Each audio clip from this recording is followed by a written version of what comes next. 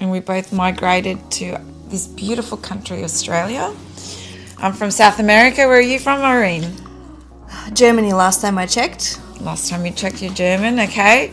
And yeah, I guess today I wanted to share your story. We have MOR Relocation, which is an agency that was started to help people migrating to Australia confidently. We've built up a network of businesses to assist in that journey and help people make choices confidently. And yeah, we have such a love of people and we know ourselves the struggles. So I'm on this mission to interview as many people that I know personally that have made that move, and to showcase your story, your struggles, your wins, because I know you have a lot of them. And yeah, I'd love for you to share with us. Start from the beginning. Well, it's a funny story actually. I had a boyfriend once who was very keen to go to Australia, and he was adamant. He's like, if you're not joining me, we cannot be together. Funny thing is, I made it to Australia, he didn't, and he's not my boyfriend anymore, clearly. So this is how I think where the idea got planted first. But during university, I really wanted to go overseas, but as you kind of work through your things, I just didn't plan it, didn't do it, and one of my housemates said, well, you keep talking about going overseas, but like I don't see you do anything. And they kind of almost got me, and within one night I decided where I'm going, found a university, did my application, did everything. And my selection criteria was, well, it has to be an English-speaking country because I need to improve my English. My English was not that good, still developing, but England was too close. Yeah, I was in Germany. Not a big adventure for you. Not a big. It's always there. You can always get there, right? Yeah. It's like just an hour away. Canada was too cold. US somehow didn't really attract me. No comment on that one. Yeah, clearly didn't do enough research in that one night because I missed New Zealand, and I decided Australia. It sounded exotic enough for me. Okay. And to go far away, and I applied at a university. There were not any exchange programs with my school, so just applied directly. Luckily, I had a scholarship that paid for the tuition fees, a very, very expensive tuition fees for international students. How old were you at this point? Oh, I was 23 years old maybe when I applied. I applied at the university. My IELTS results were not good enough for Melbourne University, so I got accepted at RMIT. And I did love RMIT. There's another one. I studied there too. Yeah. So I did entrepreneurship, finance, marketing at RMIT in the city. And I think it was the early days of Facebook. Yeah, Facebook was quite popular. I started a group for international students and who is arriving on this date. So, studying at this university. And the first day I arrived, I met this one guy who responded to my posts, and he said, well, I'm arriving on the same day, should we just do all the paperwork together? His name is Toby. Okay. And we just ran around, did all the, hubs, applied, tried to fill out all the forms, find out what works where. And then we decided to get an apartment together or start looking for rooms. Wow. And as it happens, when you travel on the plane, you pick up all the bugs, right? When you first time travel. After COVID, we're very aware of that. After 3 days of going to Sunshine, on the first day when I arrived, I met Toby, the only guy who responded to my post, and we decided to do all the matriculation together, fill out paperwork. Then we decided to start looking for rooms together, and it felt so good to have a friend. Yeah. Even though we just met. After 3 days, I felt so sick. And I couldn't go and visit any places. I just said, Toby, I don't care where we stay, just find us a room. And we ended up staying in Carlton. Yeah. Okay. People in Melbourne know where Carlton is. Paying $1,100 for half a room. So absolute rip-off. The landlord took everything in cash. Yeah, and his name was Eddie, which I don't think was his real name. So that was the first experience as a student because you don't have any rental history. You're not going to get a rental. And responding to ads in the Age newspaper. Back in the days, people used to read newspapers. It was a funny experience. Maybe a story for another day. Well, I actually really like that you brought that up, coincidentally, because we do help people from overseas come and look for rentals, and it is super hard to find a place that is, everyone asks for your rental history. So here's a prime example where, you had to pay up front, you had to wing it with your friend Toby and find somewhere without your rental history. And yeah, it's just really hard to not get ripped off. I think nowadays it might be a little bit safer, but this is why, we are here to help. Anyway, that was a little bit of a promotion for us. But it's really hard, and I can tell it was super hard, and I was probably like a day away from being on the streets because the landlord wanted a bond for 2 months, which I think is a bit much, right? And for $1,100, so there was over $2,000. $1,100 for the month. For half a room, because we were 2 people in one room. So I'll tell you more on this. So we had to put up bond for 2 months. And I had a limit on my bank. Back in the days, there were no apps for banks, of 500 euros a day, so $1,000 a day. So I could not withdraw that money. So I had to lean on my new friend, whom I known for 3 days, to give me some money so we can put up the bond together. And needless to say, we're still friends. But it's really, really hard. You pay way too much, you get ripped off. You have no guarantee, no basics, and then this very generous landlord would also sell us a brand new mattress for like $100 and this because the rooms were bare. So you had to come up with furniture and everything, and it's so stressful. I think it's part of the journey to find all those things, but without rental history, no money, you just have to take what's available, and without the support, you could be on the streets very quickly or end up in questionable locations and places. I know. And I guess back then the internet wouldn't have been what it is today. So finding things and searching, and still you're in a different country, different way of life to Europe. And so how long did it take you to settle into your Melbourne life? Melbourne is easy. Okay. And easy in a way. The first day I arrived, I felt like this is the place where I want to be. I fell in love with Melbourne. Doesn't mean it was easy. Yeah. But the people are very accommodating. That's a good thing. But I think I would have benefited to actually know how to apply for apartments. Yeah. Where to get a SIM card. Yeah. Right? What plan is a good one? Insurance. Right? All those things. You kind of got what you got.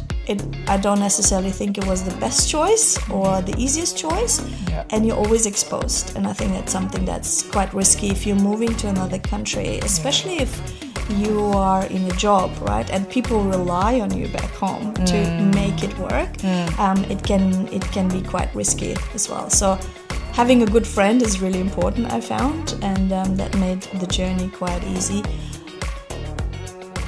But it doesn't come without culture shock. Because usually after 2 weeks, you just want to go home. You want to go home to, your mom's cooking and to your old lifestyle because you're in control. Where here everything is new, exciting the first week, but once you start settling in and seeing all the hurdles, it can be quite challenging. So what other struggles did you have in your first month, say? One struggle was that Toby had a girlfriend. Okay.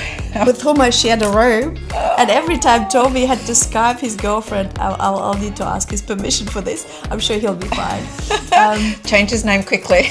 No, he's fine. We've got John Smith.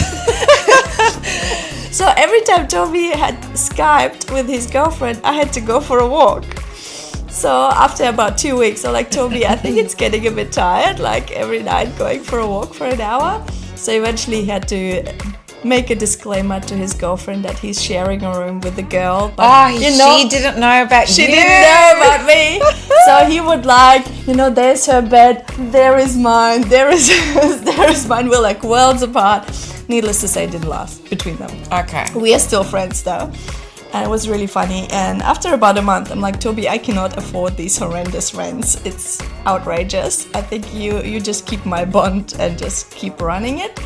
And I need to find another place. And then I went on a journey to find another place. And that's the next story of trying to hop onto ads in The Age or wherever and having the strangest conversations of people asking you, how open-minded are you? And when your English is very basic, you don't, I'm like, I think I'm open-minded, because I didn't know what that means. What did it refer to? Oh my God. I don't know what it was. Or somebody saying, I'm not only looking for a roommate, but also a girlfriend. I'm like, that's very interesting. My God. Or visiting rooms that are advertised as furnished and there is a pink room with a single mattress. I'm just like, that's an interesting interpretation. So randomly, a guy calls me and says, well, I have a room, do you want to come and see it? Toby, I've had enough of these weird places. Can you come along with me? Because you kind of need to have that support. And you need to feel safe as well. Yeah, so we went in the evening to this suburb I haven't heard of, and the street was quite dark, and then we go and visit this guy, and he's working away at 8 p.m. And he's like, I haven't had dinner, do you guys want to come for dinner? And Toby said, well, if he takes us out for dinner every time I come, you can stay. Yeah, so that's his first tip. That was it. And that was my next place in a suburb called Toorak. I didn't know. Yeah. Hello. The rent was only $800 a month versus $1,100 was like way cheaper. To share an apartment with a guy. Sorry, for those who don't know, Toorak is a premium prestige suburb in Melbourne. It looked a bit dodgy at night. The lights were not that good, but I think people who live there don't need lights at night. But was it a beautiful home? The apartment. It was an apartment? We used to call it the dodgiest block on the best street. Okay, all right. But so that's another story then. The mansions around it are just amazing. Just off Hopetown Road, just so you know where it was. Okay. And a few years later, my housemate is now my husband. Toby. And we share. No, my new housemate. Hang on a minute. My new housemate. Hang on a minute. So yes, Toby's your friend. So then your new landlord. My new housemate, correct? Okay. In Toorak. Yeah. Then he broke the rule, and you both broke the rule. We both broke the rule. Oh my God. And so now 15 years later, we have 3 Aussie kids. And I did not know that. Well, anyway, that's a secret. The story might vary a little bit as well, who we tell it to, like if it's extended family, or like friends of friends, you know, you just alter it a little bit. Now it's all public. If anyone wants to dig around, they'll find it. I'm so enjoying these interviews because I'm just getting to know my fellow. All the juicy stuff, right? Love this. I don't know if we need to edit this in or out, but okay, continue. So I think the next thing is finding a job, right? Okay. Because even because I had a scholarship, I didn't have that pressure. Because as an international student, if somebody knows, you pay double to what locals pay. Mm-hmm. But you just have to be resourceful sometimes. I remember we made it a little fun game among us international students from Germany. I made it a sport and said the first one to get a concession card wins. Oh wow. So we went through all the hubs because as an international student you're not even eligible for a concession card, which means 50% of all public transport and all those concessions that you can get as a student. So so you're on your student visa and then how long were you on your student visa for? For 1 year, so I was here for a year. Okay. And then? Then I returned to Germany. Okay. Because I still had to go and finish my studies. I actually tasted blood traveling, and then I went to Russia for half a year and studied there for half a year. And then I graduated uni, and my new boyfriend from Toorak. Yes. Yeah. So you're doing long distance. So we were doing the long distance thing, which was quite hard because... Which worked for you, but didn't work for Toby. Correct. All right, see? Anyways, nice listening. So we did the long distance thing, and he was already here. He was working, and there was, of course, always discussion, where do we start? I was getting ready to start my career in Europe with all the internships and everything you need to do to have a good start in Europe. But it was 2009, and 2009 was GFC. Yeah. And everybody who had job offers lined up, even before they finished uni, lost all of it. And whoever started their journey at the time just started at the worst possible time. Yeah. So Toby, for example, graduated at the time.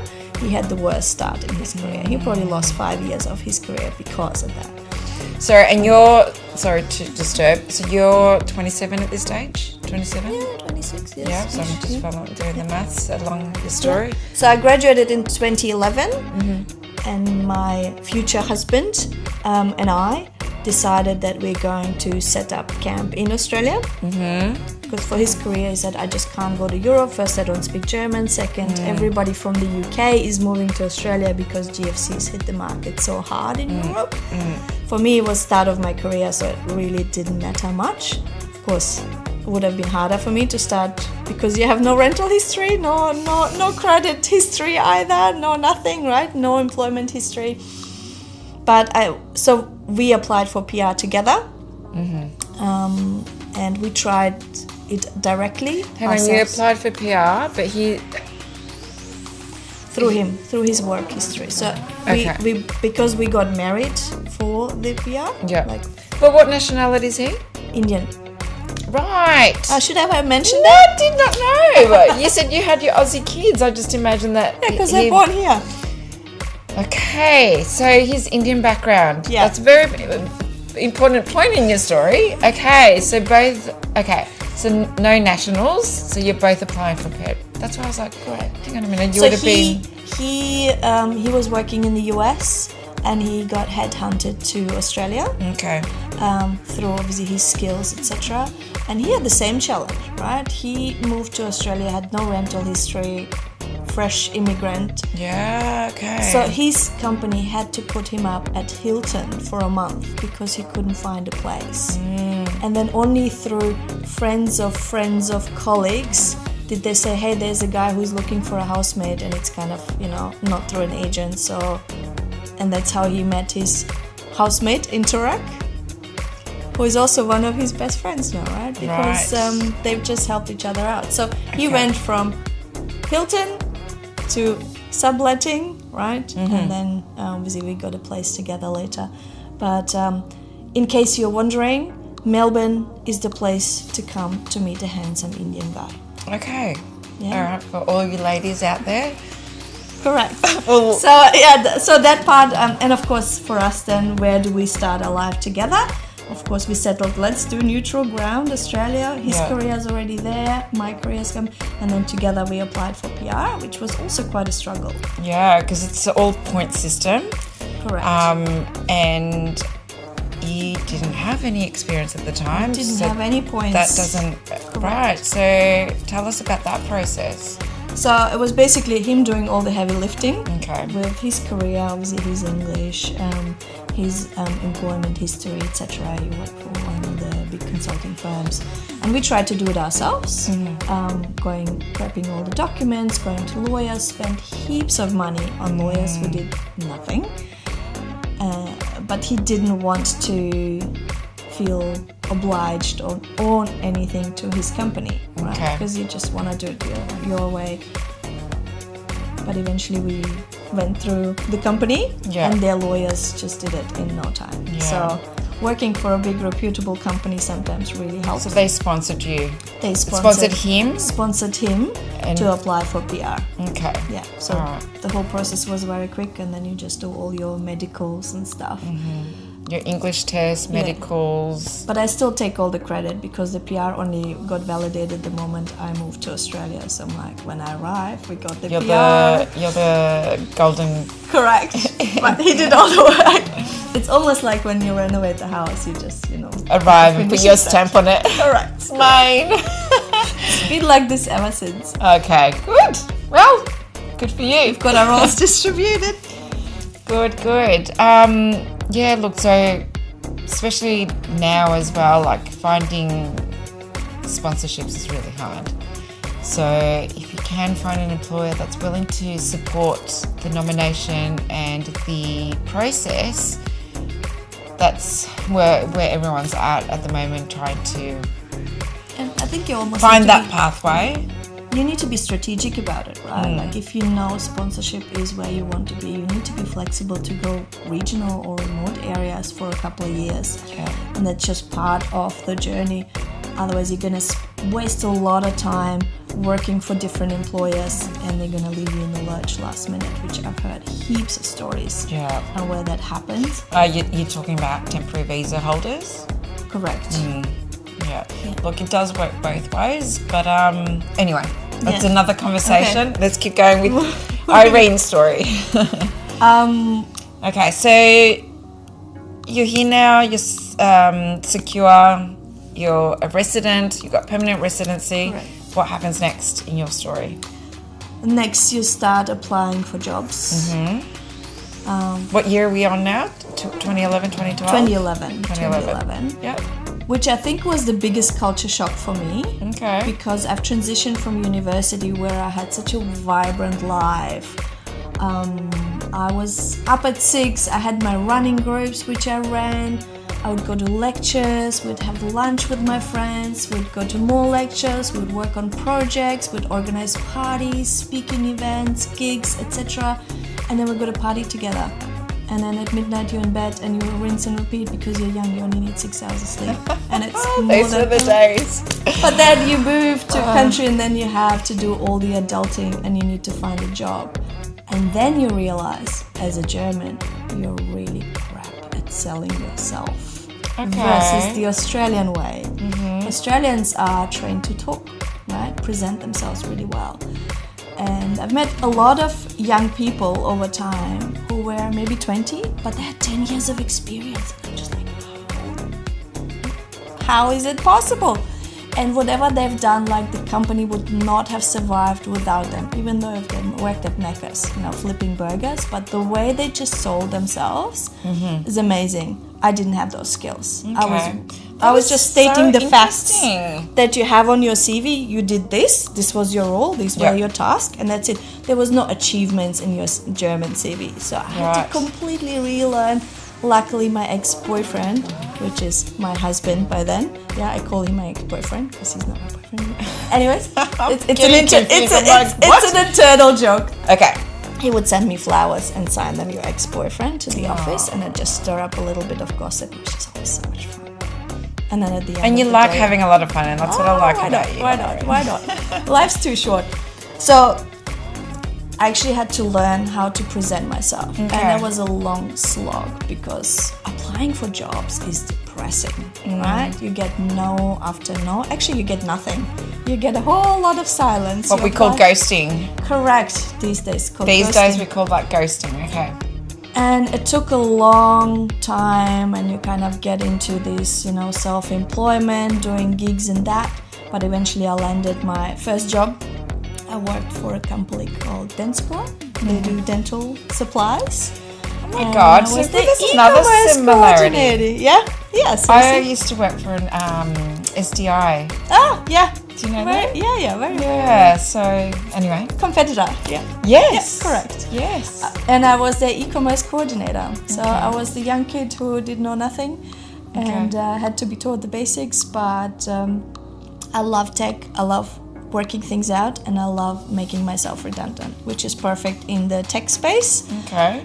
Making yourself redundant? Making myself redundant as in automating the task or making the processes better so I can go on and do something else. Okay. I've never actually succeeded in getting a redundancy. That was my one thing that I didn't get to. Maybe I wasn't bad enough to be fired. I don't know. That's great. But yeah, so there was I ran the B2C channel, so to speak, for the B2B business. And it was an interesting experience because I was selling stuff to dental assistants and nurses and practice manager, and it was not shopping for shoes. It was boring, right?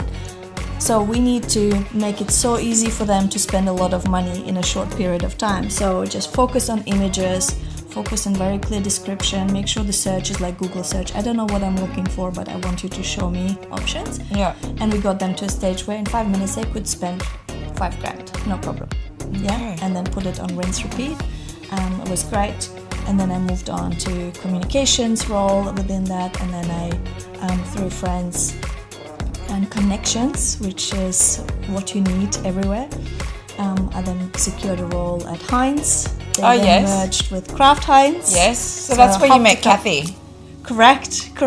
Yeah. Hopped a couple roles. Kathy was actually my boss. So we've got so many things in common. Melbourne is a village, so just just because you think it's a big place, you will bump into each other. So don't burn bridges, don't annoy people, don't stab them in the back. They will find you. How funny. So just to give context to that comment, and Kathy, if you're watching, hi. Yes, one of my best friends is a mutual connection. Oh yeah, Kathy has seen me ugly cry. Has she? Yeah, I remember when my father passed away, sometimes it hits you, right? And I was just crying on the train. I just couldn't. And then I got to office, she's like, you look like shit. And I'm like, she'll tell it straight, won't Kathy she? is straight shooter. I love that about her.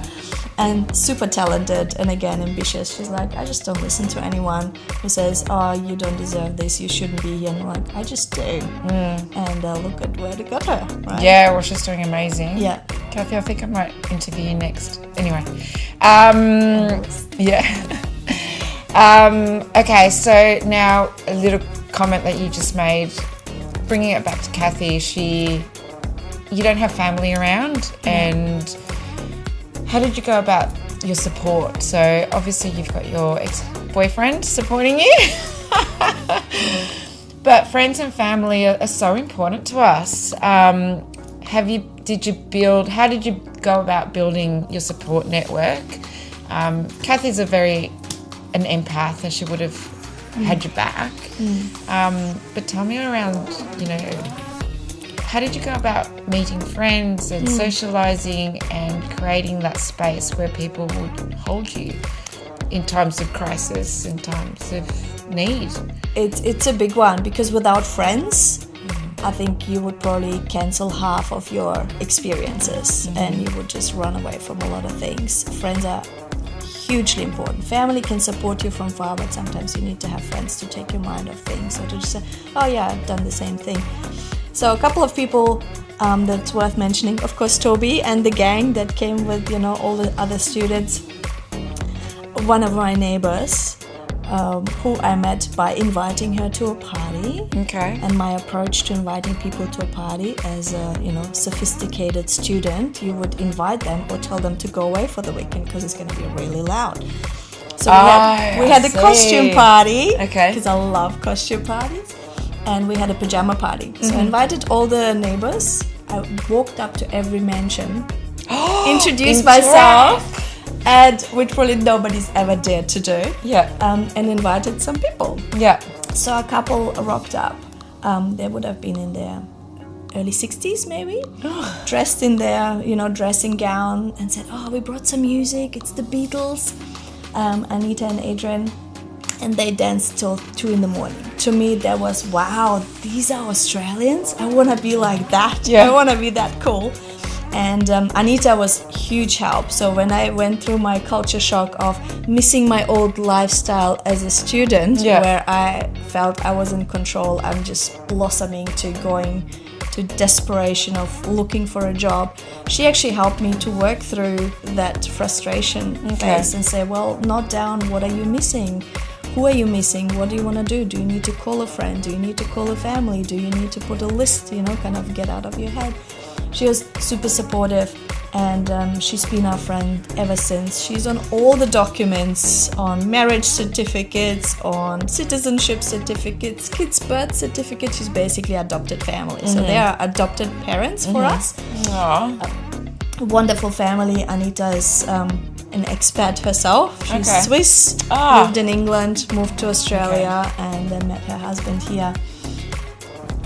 And then my husband, because again, he also didn't have any family and friends, he joined a surf club, an international surf club, which was run by Alba, fantastic girl. and he met all the other expats. So now we have a very international circle of friends, all patchwork, right? South Americans, North Americans, Belgians, Indians, Colombians, who else do we have? Mauritius, Chinese, I don't know, so many, yeah? But that encompasses what Melbourne is. Correct, this is Melbourne, right? So because Melbourne... it's really hard also to get into Aussie networks, right? Because if you're born here, you have all your friends, and you can only entertain this many relationships. So for them, they just physically don't have the time or energy to invest into new friendships. I have a few Aussie friends, but majority is all internationals, and these people become your family, right? We have Christmases together, right? We go to each other's birthdays, we go to each other's kids' birthdays, and then we get upset if our kids don't want to invite the other people's kids. So like, but they're my friends, I want to hang out.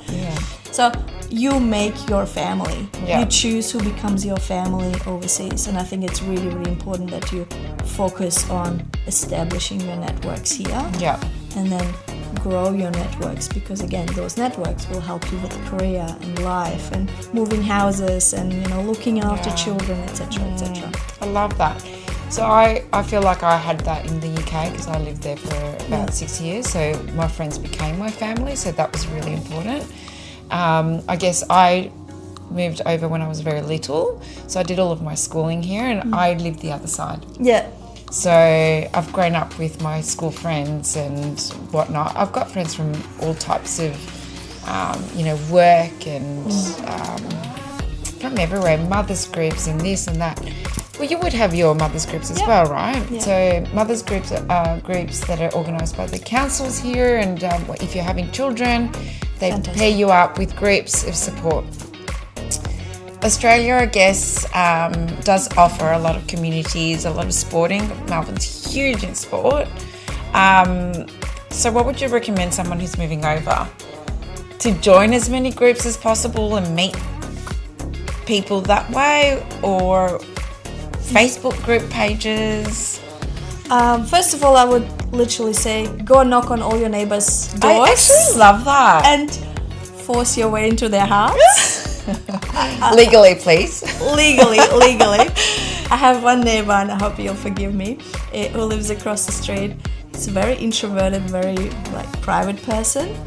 And I joke, and I told it to him once, like, I feel like we are like this cat who's trying to force their way into a vase and that just loves to be there.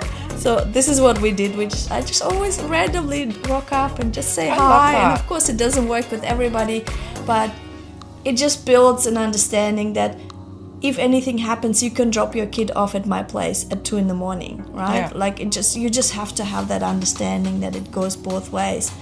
And I feel like it's missing a little bit in big cities in particular, that codependency is okay sometimes, right? If your car breaks down, call your neighbor who is retired, who has nothing else to do. Say, do you mind to come and, kickstart my car or pick me up or whatever? I think it's really important. So meet your neighbors. I love that. Is a good one, right? Half of them will not talk to you, but I've met great friends. That's so good. They're amazing, inspiring people, and a couple of them are mentors, and they're in their 80s, 90s, right? And I love that.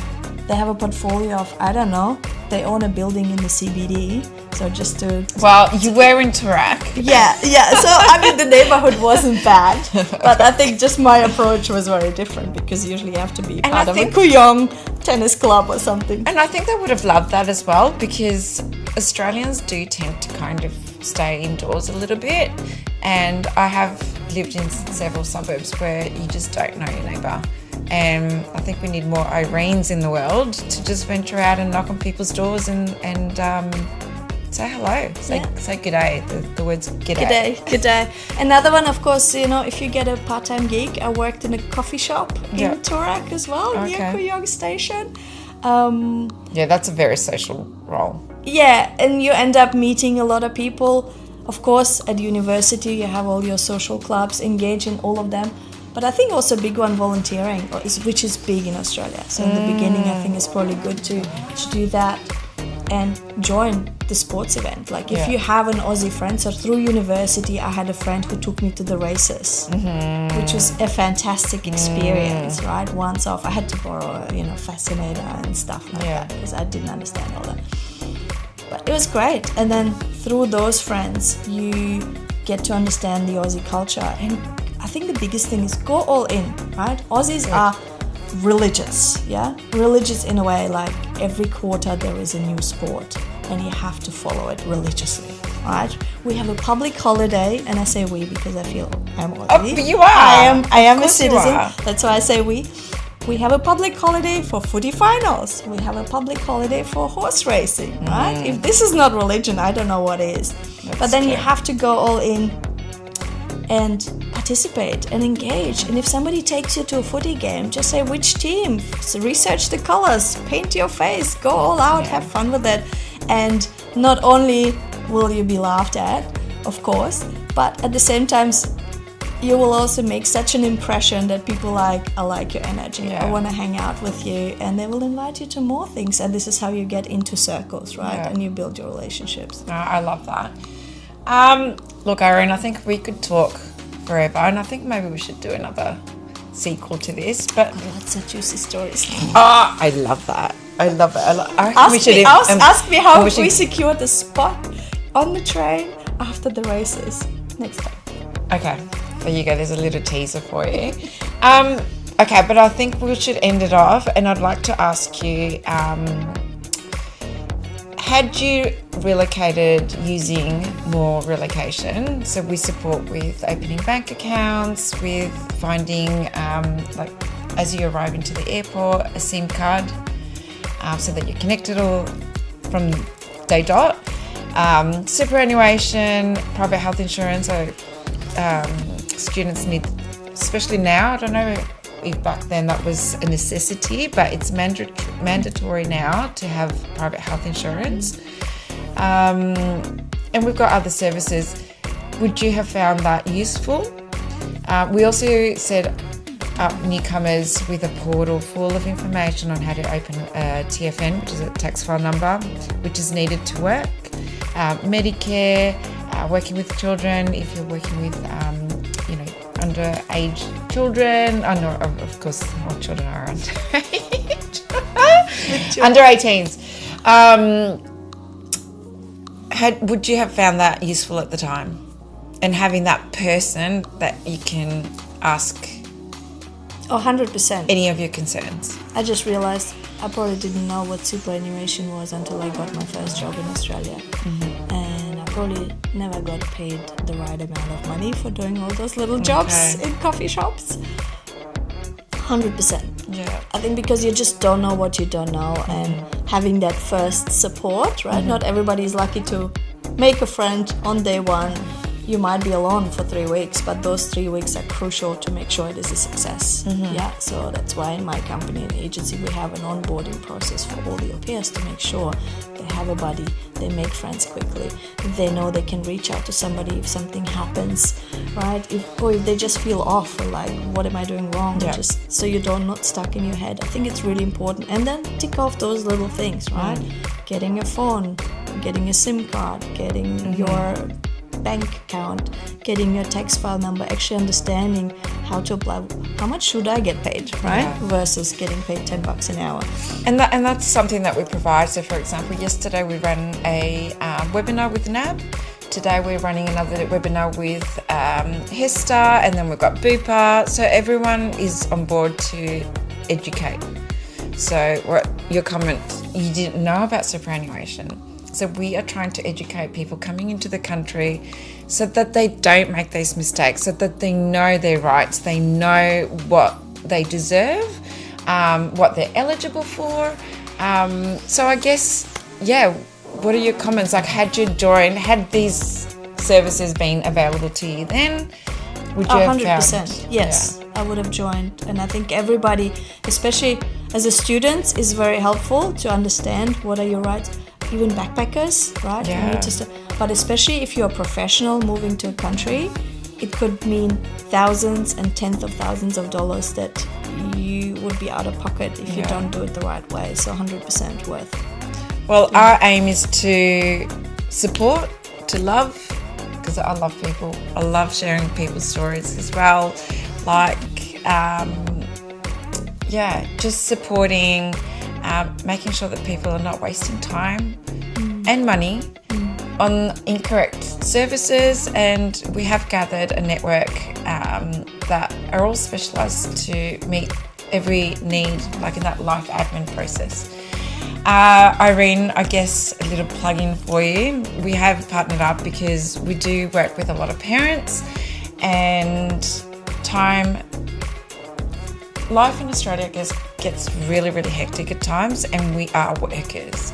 In Australia, we spend a lot of time not only working for other people, but just on that treadmill, running, and it's a lot of people struggle. Again, if you are coming from overseas, a lot of people don't have family to support, especially with children. So tell us what you do.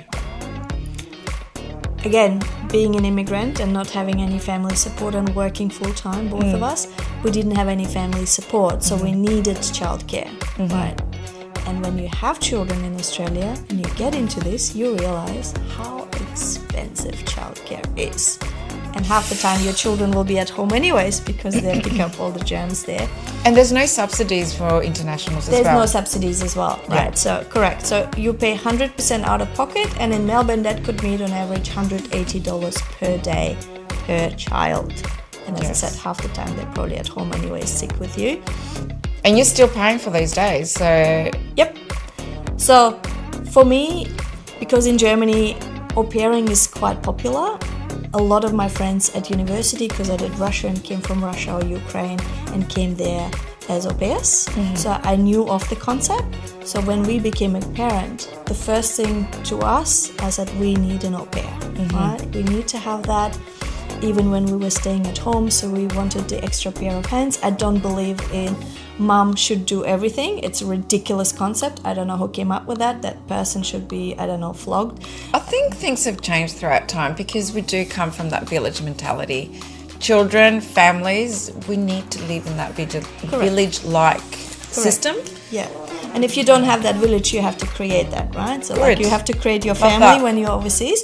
So we started hosting au pairs, and then naturally it became where friends of friends, strangers, and I knew there was something. It's really a demand, and it's just built over time. So I've built our agency 99 au pairs, and we, similar to you, we build lots of partnerships with different providers to support parents, support mums and dads, to ensure they have better ratios, they have the flexible support, they have people looking after their children at home, so au pairs.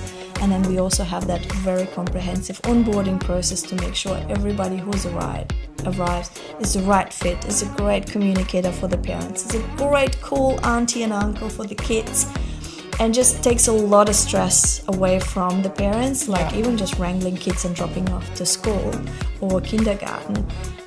Does not allow you to actually get yourselves ready, right? And then you get to work and you've got like a little vomit on your shoulder and you can tell the ages of the kids based on the snot on your pants, right? True. So it's just taking all those pressures to allow you to be the best you can be at work, but still allow you to have enough energy left at the end of the day to give your best to the people who love you. Yeah. So just reducing the stress and adding some quality time, which is the most precious resource. I love that. And I think we have partnered up for that same reason, because we have all of these communities arriving and we want to give back and we want to help and support.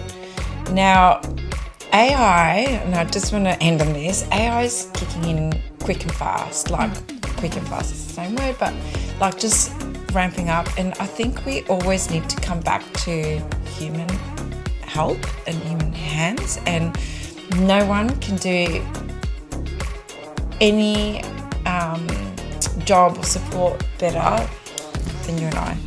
100%. I think the human connection still remains, and we and long for it, we crave for it, and we would not be humans without that human connection and support. Yeah.